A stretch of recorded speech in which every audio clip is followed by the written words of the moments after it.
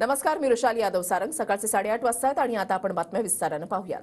नवी दिल्लीमध्ये काल मुंडे भगिनी आणि देवेंद्र फडणवीस यांच्यामध्ये बैठक झाली आणि या बैठकीनंतर प्रीतम मुंडे यांचा वाढदिवस साजरा करण्यात आला. कालच पंकजा मुंडे यांच्या कारखान्याला नोटीस आलेली होती आणि दरम्यान काल प्रदेशाध्यक्ष चंद्रशेखर बावनकुळे यांच्यासह मंत्री भारती पवार, रावसाहेब दानवे, भागवत कराड, गिरीश महाजन, पंकजा मुंडे यांच्या उपस्थितीमध्ये केकही कापण्यात आला. त्यानंतर भाजपच्या प्रमुख नेत्यांचं एकत्र स्नेहभोजन झालं. यावेळेला उपमुख्यमंत्री देवेंद्र फडणवीस आणि भाजप नेत्या पंकजा मुंडे यांनी एकत्र स्नेहभोजन केलं. फडणवीसांनी प्रीतम मुंडेंना खास शैलीमध्ये शुभेच्छा दिल्या. यावेळेला उपस्थितांमध्ये एकच हशा पिकला. खासदार यांचा 21वा वाढदिवस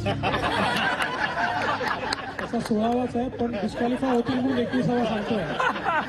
25 असतं. नाही लोकसभेत 21 चालतं.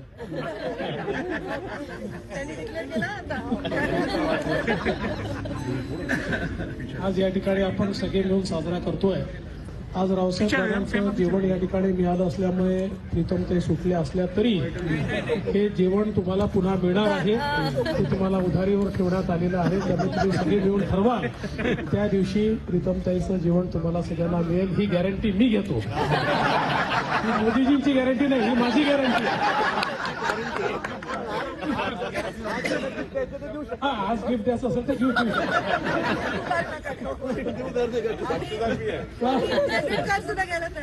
आणि अशाच प्रकारे त्यांच्या प्रत्येक वाढदिवसाला त्यांनी आपल्याला गिफ्ट न घेता काही ना काही पार्टी वगैरे देत राहावी.